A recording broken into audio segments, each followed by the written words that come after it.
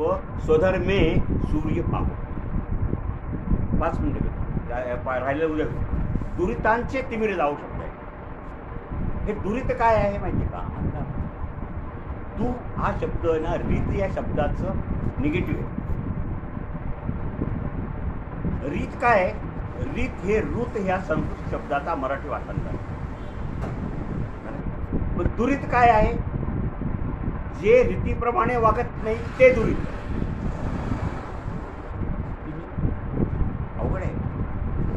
रीतीप्रमाणे म्हणजे काय? ऋत शब्द संस्कृत आहे.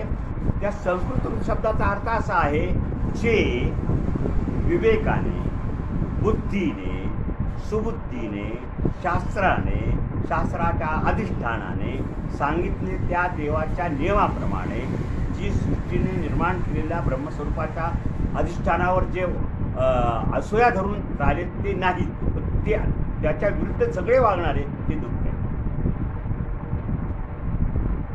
आणि अशा दुरितांचं तिमिर जाऊ. ज्यांच्या डोळ्यावर एक प्रकारची झापड आली आहे, ज्यांच्या डोळ्यावर एक प्रकार अज्ञानाचं पटल आहे, ज्यांच्या डोळ्यावर एक प्रकारचा अहंकार, दंभ, दर्प सगळं आहे, त्याच्यामुळे ते दुरित झालेले आहे. कुणीही दुरित नसावं, लक्षात घ्या. दुरित हा जन्मता कधीही दुरित नाही. दुरित हा संस्काराने दुरित होतो. मला माहित नाही, 8:30 वाजले. मला वाटलं 7:45 वाजले. माझ्या घरात मी चुकून बघितलं. मला वाटलं आहे अजून 15 मिनिट, अजून 5 मिनिट. दुरित जे आहे ना, दुरित हा कसा दुरित होतो?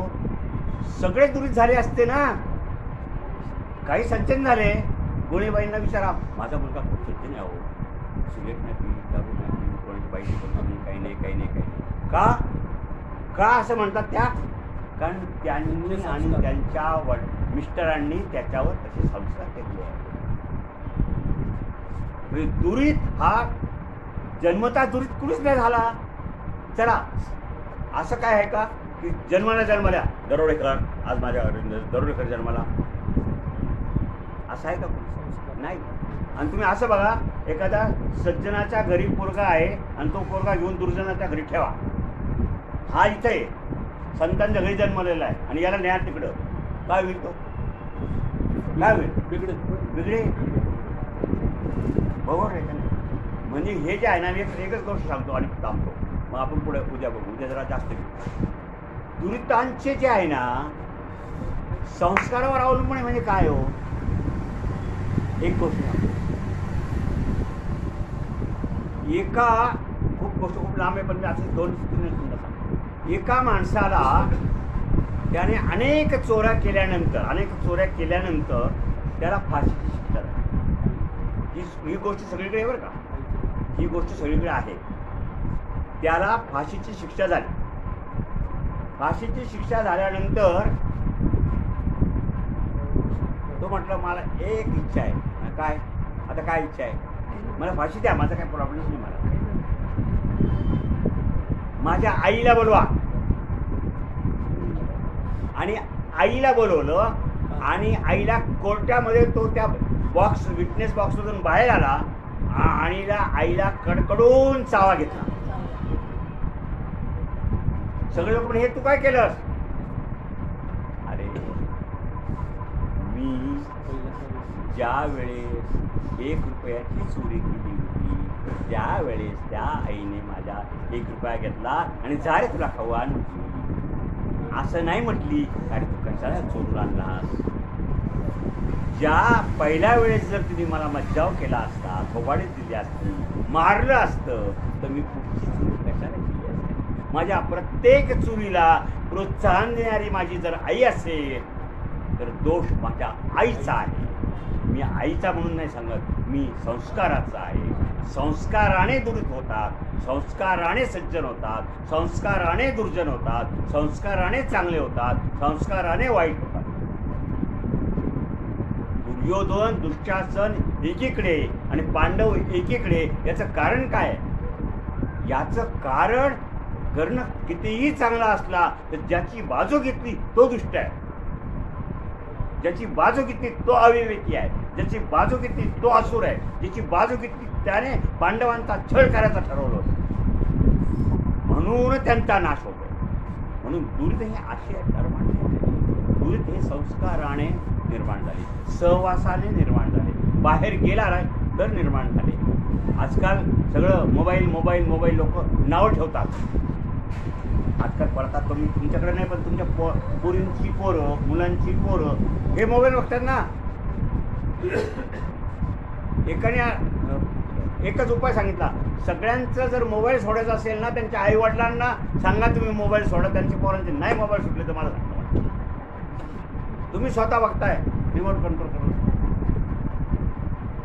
आज बघ ती सरसल मार सुन गेली बघ, तुम्ही बघताय आणि पोरांमध्ये मोबाईल नाही बघायला. कसं चालेल? दुरितांचे तिकडे जावं जे आहे ना, ते दुरित शब्द जो आहे ना, दुरित शब्द ह्या संस्कार राशी संबंधित. आपणही त्याच्यातून गेलेलो आहे, आपल्याला काही करायचं असं नाही. पण दुरित म्हणजे कुणीही जन्मजात दुरित नाही. माऊलींची ओवी आहे, ती ओवी अशी आहे की मूलतः सर्व माणूस हे भजनशील आहे. माऊलींची ज्ञानेश्वरांची ओवी आहे, मूलतः सगळे भजनशील आहेत, सगळ्यांना भजनाची आवड आहे. पण फक्त आजी तुशीच येतात किंवा कांबळेच येतात किंवा कानडेच येतात किंवा 15-20 जण भजनाला येतात, बाकीची येत नाही. याचं कारण त्यांना आवड नाही असं नाही, यांना सवय होती. भजनाची आवड प्रत्येकाला आहे बेसिक. मग भजनाची म्हणजे ईश्वराची, सत्संगाची, सत्कर्माची. मग का असं होत नाही? मग ते कधीतरी कुणाला ते बरोबर जातात, काहीतरी वेगळं वेगळं करतात, त्याच्यामुळे त्यांची ती आवड आहे कमी कमी कमी कमी. म्हणून दुरितांचे तिमिर जावो विश्व सधर्मे हे जे आहे ना, तिमिर जावो उद्या पुन्हा बघू. आणि विश्व सधर्मे जो आहे ना, विश्व सधर्मे सूर्य पाहो, याच्यावर आपल्याला एक तास बोलता येईल. विश्व स्वधर्मे सूर्य पाहो जे आहे ना, ते खूप अवघड आहे. आणि एवढं जर झालं ना, सगळं जगाचं कल्याण होईल. विश्व सधर्मे सूर्य पाहो म्हणजे सगळं रूपकात्मक आहे. स्वधर्माचा सूर्यप्रकाश हो प्रत्येकामध्ये, प्रत्येकाच्या मध्ये प्रकाशमान झाल्यानंतर ते विश्व आपोआप त्या सगळ्या विश्वाच्या माणसांची जी दृष्टी आहे ती अतिशय शुद्ध होईल, अतिशय पवित्र होईल, अतिशय मंगलमय, अतिशय ईश्वरमय होईल, अतिशय शास्त्रयुक्त होईल, अतिशय आदरणीय होईल, अतिशय चांगली विवेकी होईल. अशा प्रकारचं एक जग निर्माण. आणि म्हणून विश्व सधर्म सूर्य याचा आपण उद्या पुन्हा सुरू करू. अलंकापुरी पुण्यभूमी पवित्र येनांदतो